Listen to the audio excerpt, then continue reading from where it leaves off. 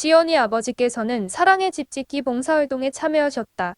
사랑의 집 짓기 현장에서는 땡땡산 산사태 당시 부서졌던 장애인 복지시설을 허물고 새로 지었다. 지연이는 꾸준히 봉사활동에 참여하시는 아버지를 생각하며 땡땡산 산사태를 다룬 신문 기사를 검색해봤다. 서울특별시 땡땡산 산사태로 피해 속출. 2005년 새5월 서울특별시 땡땡산에서 대규모 산사태가 발생해 집채만한 흙더미와 바위덩이가 인근 주택과 차들을 덮쳤다. 이번 산사태의 원인은 서울 지역에 내린 집중호우이다. 이때 서울 지역에는 하루 동안 410.5mm나 되는 많은 양의 폭우가 내렸다. 이번 산사태로 18명이 사망했고 땡땡산 주변을 지나는 도로가 통제되는 등 큰 피해를 입었다. 우리나라에서 발생하는 자연재해의 종류와 대책을 설명할 수 있다. 이번 차시는 우리나라에서 주로 발생하는 자연재해의 종류와 대책을 알아보는 활동입니다.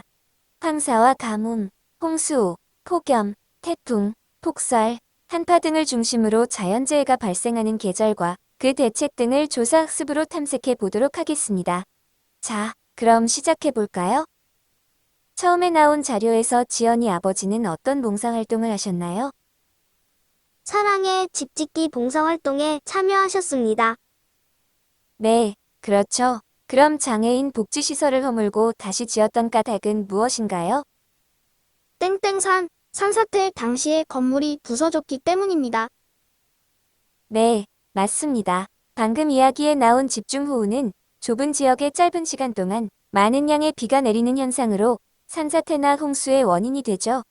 이처럼 홍수, 가뭄, 태풍, 지진, 황사 등 피할 수 없는 자연현상으로 일어나는 피해를 자연재해라고 합니다.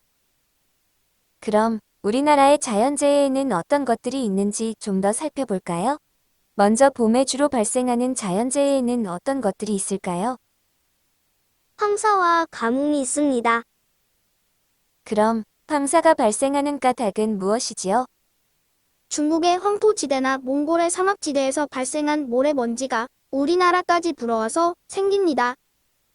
네, 맞습니다. 그럼 황사의 피해를 줄이려면 어떻게 해야 할까요? 외출할 때는 황사 마스크를 씁니다.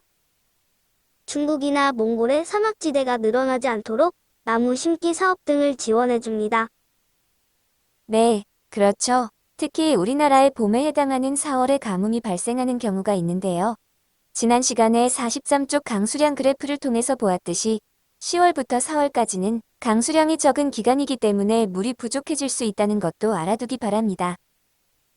더불어 가뭄에 대비하기 위한 시설로는 댐이나 보, 저수지처럼 물을 저장해둘 수 있는 시설이 있다는 것까지 알아두면 아주 좋을 것 같습니다. 그럼 이어서 여름에 발생하는 재해에 대해 알아보도록 할까요? 여름에 발생하는 재해에는 어떤 것들이 있을까요? 홍수, 폭염, 그리고 태풍 등이 있습니다. 네, 맞습니다. 교과서 43쪽의 강수량 그래프를 확인해 보면 우리나라의 여름에 해당하는 7월과 8월에는 강수량이 상당히 많죠. 따라서 여름에는 홍수의 위험이 높다는 것도 알아두기 바랍니다. 그리고 댐이나 보처럼 물의 양을 조절할 수 있는 시설을 만들면 가뭄뿐만 아니라 홍수 예방에도 도움이 된답니다. 그럼 폭염이 무엇인지도 알아봐야 할 텐데요. 폭염이란 무엇인가요? 기온이 33도씨 이상으로 올라가는 매우 심한 더위를 말합니다. 네, 맞습니다. 그럼 폭염은 우리에게 어떤 피해를 주나요?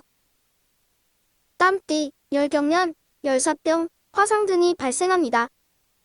네, 그렇습니다. 특히 우리나라의 폭염 일수는 점차 늘어나고 있는 추세인데요. 그럼 이런 폭염의 피해를 줄이기 위해 우리는 어떻게 해야 할까요? 무더운 날에는 바깥 활동을 자제하고 시원한 곳에서 휴식을 취하는 것이 좋을 것 같습니다.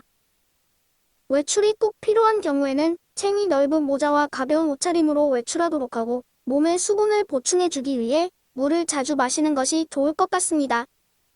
네, 폭염은 우리가 대비를 잘하면 피해를 최소화할 수 있는 재해인 만큼 대책을 미리 알아두면 대비하는데 많은 도움이 되리라 생각합니다.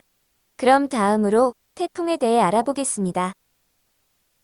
태풍은 적도 부근에서 발생하여 이동하는 동안 많은 비가 내리고 강한 바람이 불기 때문에 큰 피해를 주는데요. 1년 동안 우리나라에 영향을 주는 태풍은 평균적으로 몇 개 정도인가요? 평균 3개입니다. 네, 그렇죠. 그럼 태풍에 대한 영상을 하나 보고 이어서 얘기해 보도록 하겠습니다.